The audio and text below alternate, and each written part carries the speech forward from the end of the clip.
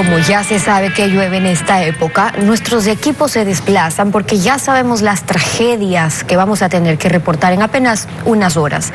Pero lo que se vivió en La Gasca, en Quito, con esa magnitud, muerte, no lo hemos reportado así, por lo menos en los últimos años. Por eso no significa que no se sepa qué puede ocurrir y que se puede prevenir para que el impacto no sea así de grave. El arquitecto Fernando Carrión nos acompaña esta mañana. Bienvenido a Contacto Directo. Buenos días, Steffi. Un gusto poder estar esta mañana con ustedes. Gracias por acompañarnos. Vale empezar diciendo que la tragedia de La Gasca es una historia repetida. Recordemos de los archivos de Coavisa, un reporte de 1987 del aluvión sucedido en 1975. Sí, es una historia repetida, desgraciadamente. Es cuando nosotros vemos que entre los principales diarios de la capital y el país, grandes titulares y fotografías dieron testimonio de la tragedia ocurrida el 25 de febrero de 1975. Una gran avalancha de piedras, lodo y pedazos de árboles que bajó del Pichincha arrasó con casas y automóviles. La masa de lodo destruyó todo lo que encontró a su paso por las principales vías y arterias adyacentes a la avenida La Gasca hasta llegar a la avenida Amazonas. Perdón, Fernando, interrumpimos con el video. Queríamos que pueda haber, decía yo, historia repetida, porque en el 75, por lo menos, la amenaza que existe de lo que ocurre en La Gasca y lo que está pasando allí justamente no es nuevo. Absolutamente no es nuevo. Como decía, entre 1975, que también tuvimos un hecho en La Gasca, hasta el año 1986, fueron 4 hechos parecidos al que acabamos de vivir. En ese momento, el alcalde Rodrigo Paz, en 1990, decide establecer el plan Laderas del Pichincha, 1990. Y lo interesante es que desde 1990 hasta el 2019, que fue lo que tuvimos en la parte alta del norte, un aluvión, y ahora el segundo en el 2022, no habíamos tenido. ¿Qué significa eso? Que ese plan funcionó perfectamente casi 30 años y hoy día vuelve a renacer. Entonces, lo que indigna a la gente ante estos desastres es que es muy fácil culparle al clima, al que no podemos controlar, al temblor, al deslave, al aluvión, a la lluvia, pero para eso existe la prevención. Lo que pasa es que prevenir no da votos porque no se siente la obra, y como no da votos, por lo general para eso no hay plata, aunque sí cobran una tasa, por cierto, de seguridad, que eso incluye en teoría para eso también, que sí se pudo prevenir. Es lo que indigna un poco, Fernando, y conociendo su experiencia, ¿en qué aspectos, qué es lo que sí se pudo hacer en relación a lo que acaba de vivir Quito para que tengamos que estar transmitiendo hoy estas imágenes? Después del plan Laderas del Pichincha, por ejemplo, Paco Moncayo lo que hizo fue poner a tono lo que estaba diseñado 10 años atrás y realizar un mantenimiento. Y eso se ha seguido haciendo hasta el año 2019, que tenemos esta nueva expresión. Entonces, lo que ocurre claramente es que, por ejemplo, había la tasa de seguridad que usted señala, que básicamente se destina una mitad hacia seguridad ciudadana y otra mitad debería destinarse justamente a este tipo de eventos. Si nosotros vemos que la tasa más o menos genera $10 millones al año, más o menos de esa cantidad, eso en un lapso de 15 años no deja de ser menos de 70, 80 millones de dólares que pudo haber sido invertido para corregir, arreglar los embalses que estaban ocurriendo aquí. ¿Qué es lo que pasó antes del 90, Steffi?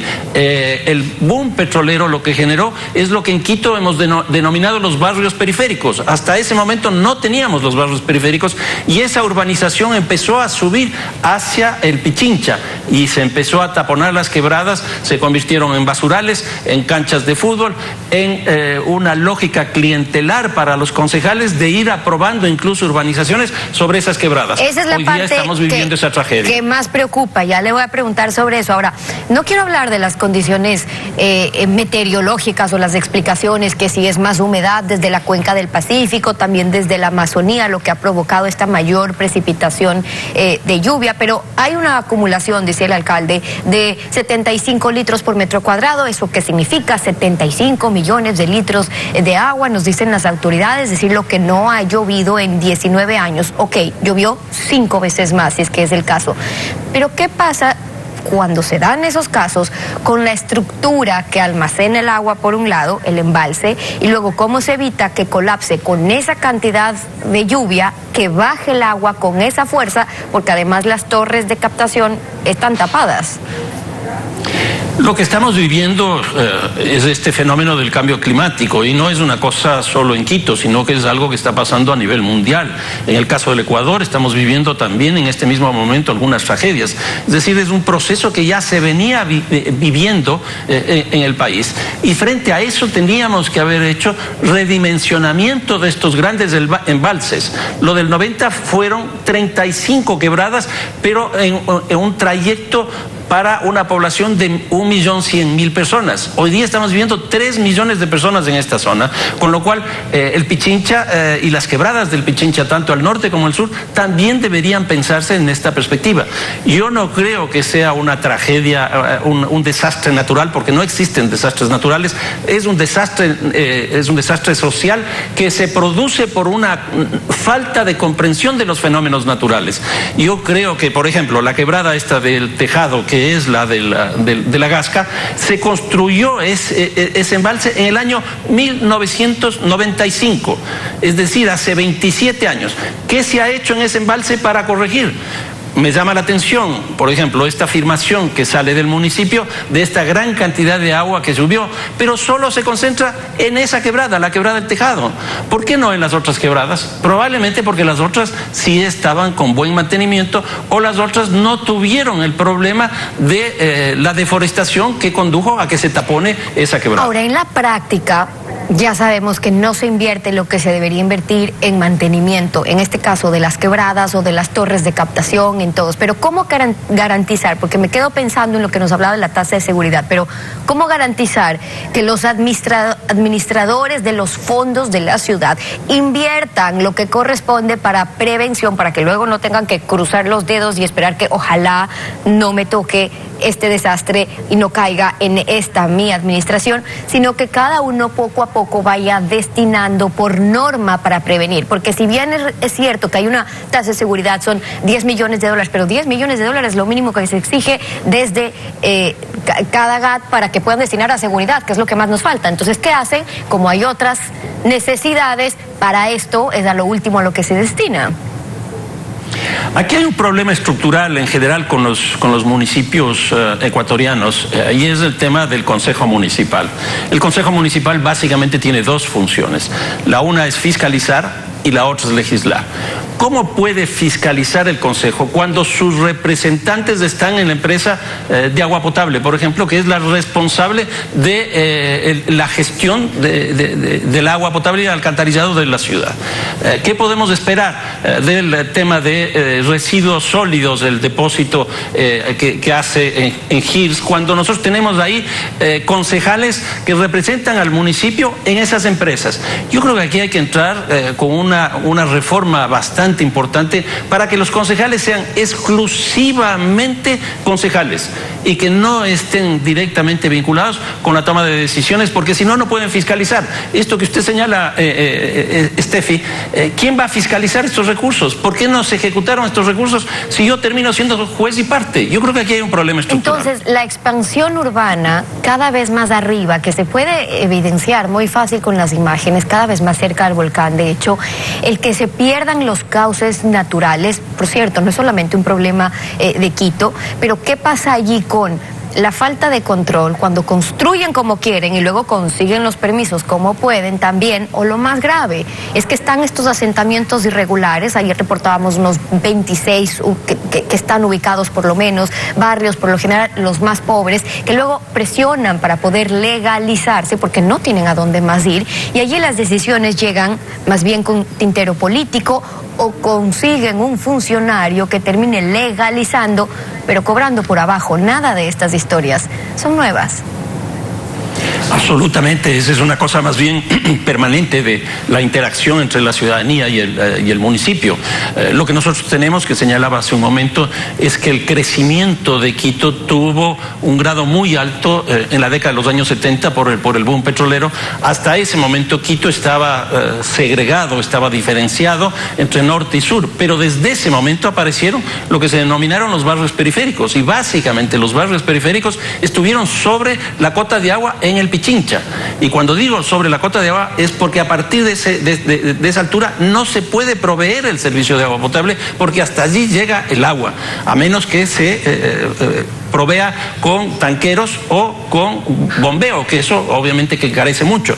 Y entonces esa urbanización empezó a generar estos problemas de taponamiento de las quebradas, también estas quebradas empiecen a tener alcantarillado, etcétera. Y aquí viene un problema adicional. La plataforma en la que está desarrollándose Quito es una plataforma que originalmente era una laguna, o por lo menos el nivel freático del agua era muy alto. Nosotros nos abastecimos en la parte del centro histórico y un poco más, principalmente con agua que bajaba del Pichincha, el Sena. Después ya era de estas lagunas por medio de bombeo. Quito se abasteció de agua por bombeo, y eso significó que vayamos perdiendo el agua y el nivel freático del suelo en toda esta zona. Ahora se acaba de construir el metro, y en la zona de Solanda tenemos un problema muy grave por el mismo problema del agua, del nivel freático del agua, porque eso hizo que el metro haga una excavación, salga esa cantidad de agua y tenga que salir permanentemente esa agua, y esa bajada del agua hace que baje el terreno y por lo tanto genere problemas en la estructura de las viviendas que están ahí arriba. Mientras se da esto con la estructura de las viviendas, con la expansión urbana que nos describe, cuando nos cuenta Fernando sobre el plan del manejo integral de las laderas del eje Pichincha y Atacazo, que estábamos viendo en imágenes hace un instante, esta iniciativa que planteaba la construcción además de varios colectores, y necesitaban hacer expropiaciones en ese instante, decían, estaba el proyecto Laderas de Pichincha. ¿Qué pasó? ¿Cómo se avanzó eso? Porque usted nos dice, bueno, hasta tal año funcionó, y entonces después.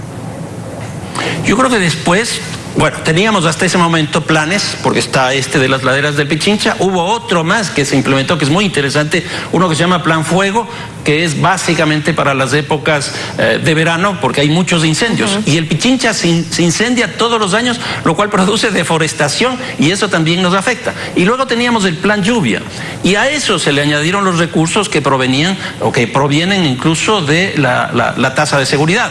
Si nosotros tenemos planes, si nosotros tenemos recursos económicos, ¿qué es lo que ha faltado? Claramente gestión. ¿Por qué no se hace periódicamente observaciones? Hoy día, por ejemplo, con los drones se puede hacer perfectamente observaciones aéreas, pero se puede también hacer seguimiento midiendo las cosas. Una salida que están planteando ahora, justamente en la Quebrada del Tejado, es ampliar este embalse, cuando eso se debió haber hecho antes, porque ya se veía que se estaba taponando y se veía también el crecimiento de las lluvias en esa zona. Hay que prever, hay que prever. Entonces, por un lado están los límites o las irresponsabilidades en cuanto a cómo se permiten los asentamientos. En un principio, recordemos que decía que hasta la Mariscal iba a ser el límite de asentamientos. Hay 140 barrios más o menos ahí. Actualmente podrían estar identificados unos 26 barrios informales. Hay un problema sobre cómo les permiten y hasta dónde llegan esas construcciones. Y luego, ya es muy tarde para investigar si las represas estaban en condiciones, si estaban limpias, cómo se produjo o no la deforestación, si se hizo mantenimiento al colector, porque también hay responsabilidades, pero que si queda en un deberían exigir mantenimiento, pero no lo hacen, ¿quién responde después? El que la ciudad tenga que pagar más caro por reparar que lo que hubiera costado prevenir. Nosotros hemos tenido este año en Quito una crisis pero impresionante, donde no se miró por parte del Consejo, de las autoridades municipales, no se miró a la ciudad. Lo que se miró fue básicamente a la crisis administrativa que estaba viviendo la ciudad. Ya se alertó respecto de esto, la ciudadanía ya dijo, estamos con problemas económicos, con problemas de salud, etcétera, etcétera. Cuando nosotros miramos, por ejemplo, el presupuesto de este año, el 2023, que son 830 millones de dólares, lo que se destina para seguridad no llega al 2%, lo que se destina para salud no llega al 2%, lo que se destina para el tema ambiental no llega al 1%. Entonces, aquí hay un problema y ese presupuesto fue aprobado por el Consejo Municipal mediante el voto mayoritario.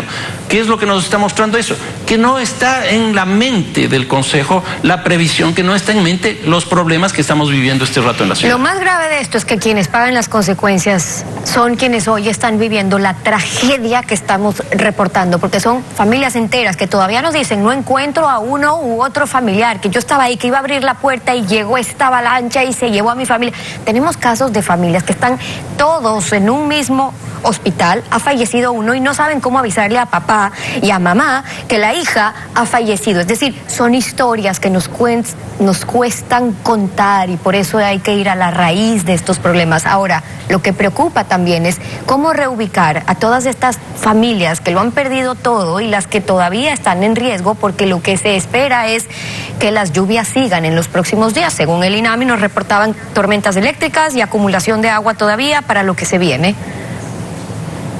Sí, ese es un problema. Ahora, lo que sí hay que resaltar es que todo este drama que ha vivido esta gente, con 25 personas que han fallecido, 6 personas que están desaparecidas, la pérdida de bienes materiales, etcétera, es que como contraparte la solidaridad de la ciudadanía ha sido fantástica. O sea, Quito es una ciudad muy, muy solidaria. Y ahora que se convocaron solos, una hora, se convocaron solos para que cada uno vaya llevando su ayuda. Sí, y ahora lo que viene es toda la fase ex post, la fase que viene después del hecho, que es por un lado remover los escombros, limpiar todo lo que está ocurriendo ahí, resolver el problema del embalse, que ya le escuché yo al gerente de la empresa de agua potable, que van a ampliar el envase a lo que tenían antes. Entonces eso tiene que hacer rápido porque las lluvias siguen, y también empezar a ayudar a la gente con cosas estructurales, que vuelvan a tener vivienda, reubicar a esa gente. Yo creo que aquí viene una tarea titánica que tiene que enfrentar el municipio de forma urgente. El arquitecto Fernando Carrión, acompañándonos hoy en Contacto Directo. Siempre gracias por haber estado con nosotros. Muchísimas gracias, Steffi. Son las 7.